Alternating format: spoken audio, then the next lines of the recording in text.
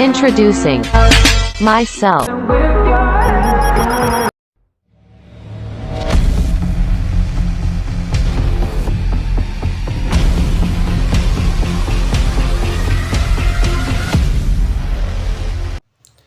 Assalamualaikum warahmatullahi wabarakatuh.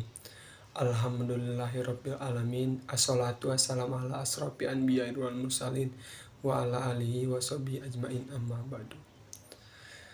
Yang saya hormati Bapak Herpin Yongki Pradikta sebagai dosen pengampu mata kuliah Filsafat Hukum Islam dan teman-teman yang sebanggakan. Baik, sebelumnya izin memperkenalkan diri. Nama Reci Gunawan, NPM 2121020091 dari Prodi Hukum Tata Negara kelas C. Baik, saya di sini akan menjelaskan tentang pendekatan filsafat hukum dari segi ilmu hukum dan ilmu sosial. Baik, langsung saja dari yang pertama, yaitu ilmu filsafat hukum. Filsafat hukum merupakan bagian khusus dari filsafat pada umumnya yang hanya mempelajari hukum secara khusus.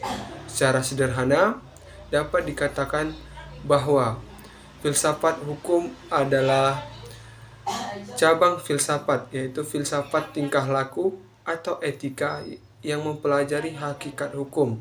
Atau dengan kata lain, filsafat hukum ini adalah ilmu yang mempelajari hukum secara filosofis.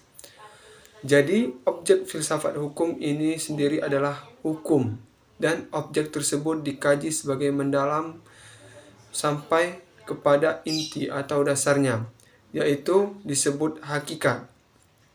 Dan yang kedua yaitu ilmu filsafat sosial.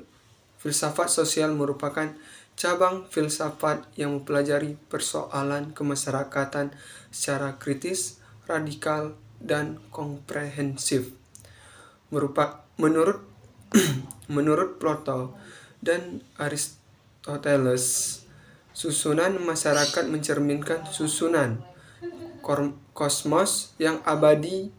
Manusia berkewajiban untuk menyesuaikan diri dengan susunan itu dan menaati demi keselamatannya.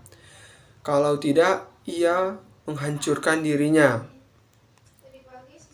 Dan yang ketiga yaitu perubahan hukum dan sosial.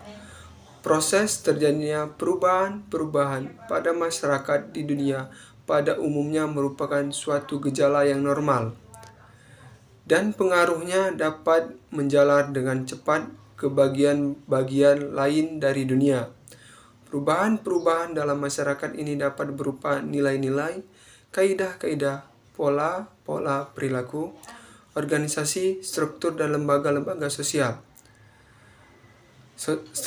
stratifikasi sosial, kekuasaan, interaksi sosial, dan lain-lain sebagainya. Dan yang keempat, faktor yang mempengaruhi terjadinya perubahan sosial.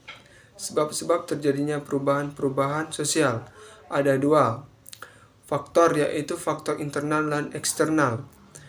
Yang pertama, faktor eksternal, yaitu yang bersumber pada masyarakat itu sendiri.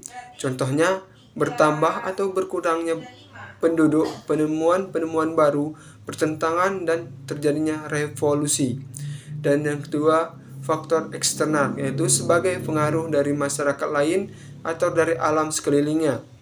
Misalnya, sebab-sebab yang berasal dari lingkungan alam, perperangan, pengaruh kebudayaan masyarakat lainnya, dan lain sebagainya. Baik, cukup sekian dari saya. Saya akhiri. Wassalamualaikum warahmatullahi wabarakatuh.